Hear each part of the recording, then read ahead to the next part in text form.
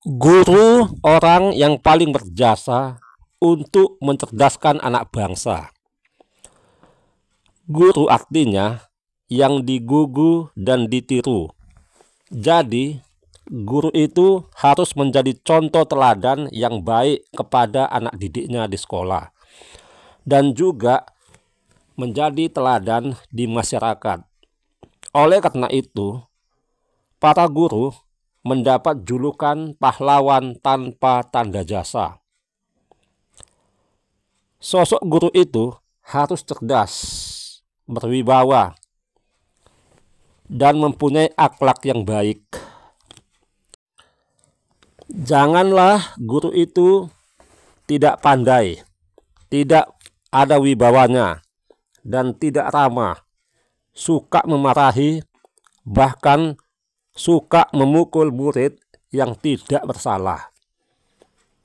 Kalau ada guru yang demikian, tidak memiliki kecerdasan dan akhlak yang baik dan akhlak yang tidak baik, ya, atau akhlak yang bejat, sebaiknya janganlah menjadi guru, tapi jadi petinju sajalah.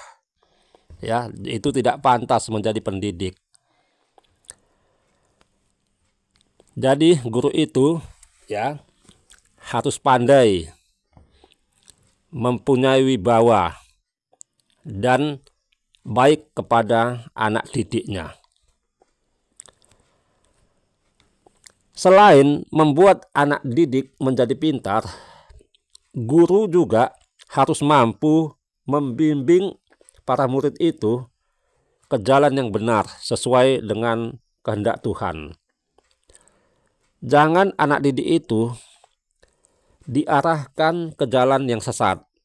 Nanti anak itu bisa menjadi bejat, bahkan bisa menjadi penjahat.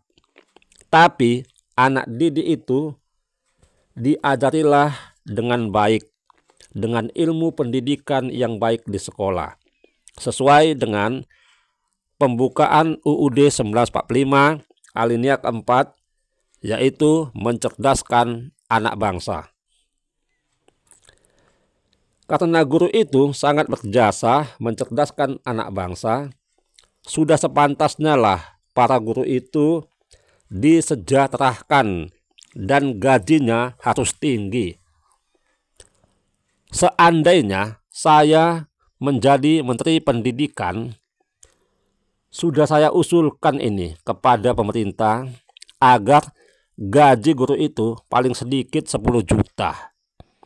Tapi sayang sekali, saya bukan Menteri Pendidikan. Saya ini bukan siapa-siapa dalam dunia pendidikan.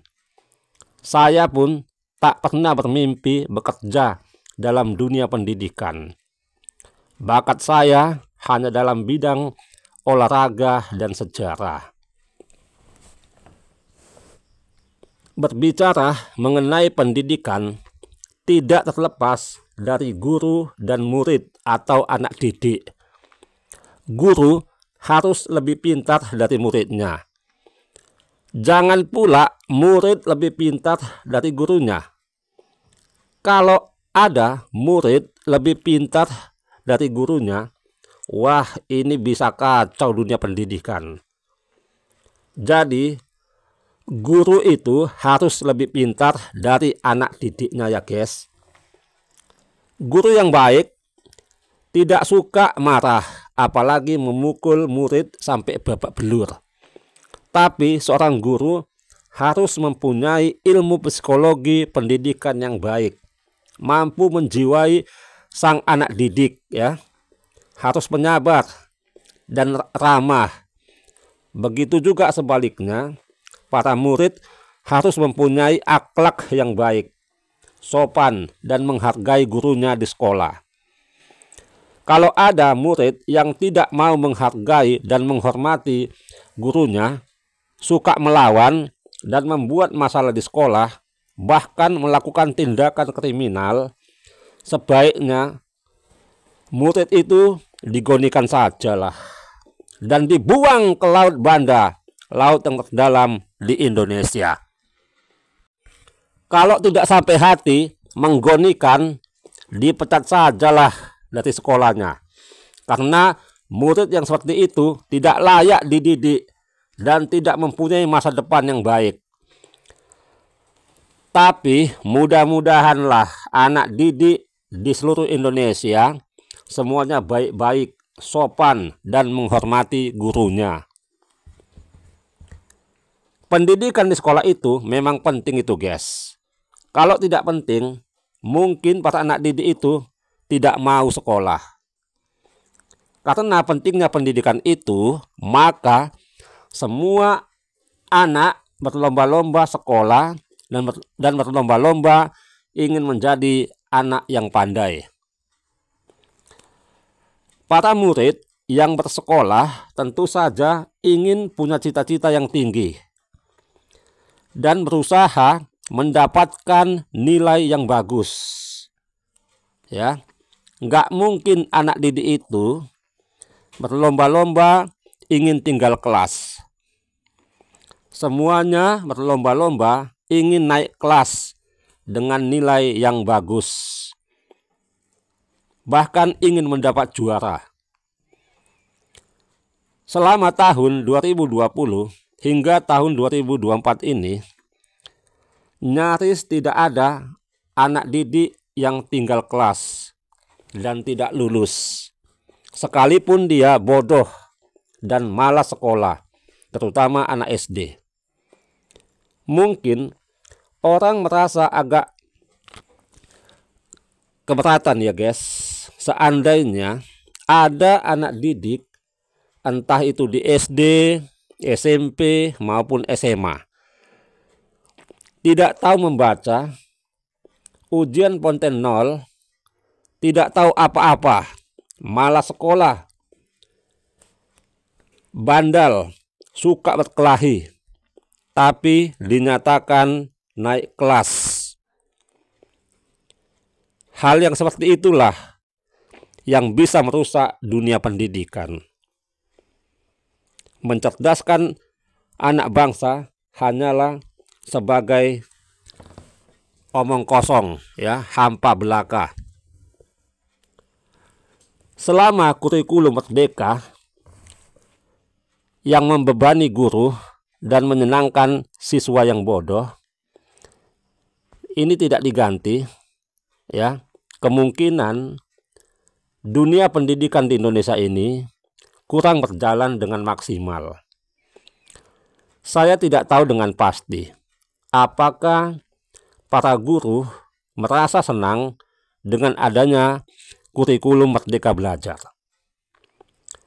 Dengan banyaknya tugas administrasi dengan menggunakan aplikasi di media pembelajaran, dengan tugas-tugas yang begitu banyak, menyelesaikan metode pembelajaran seperti mengerjakan PMM dan lain sebagainya, dan tidak maksimal mengajar di kelas, hanya kebanyakan tugas-tugas yang dilaksanakan melalui aplikasi. Ya, mungkin itu seperti yang membebankan, guys. Tapi itu semuanya para gurulah yang bisa merasakan hal itu. Kalau menurut pendapat saya, lebih bagus K13 ya, dibandingkan kurikulum Merdeka yang penuh dengan beban itu. Tapi lebih enak lagi KTSP 2006.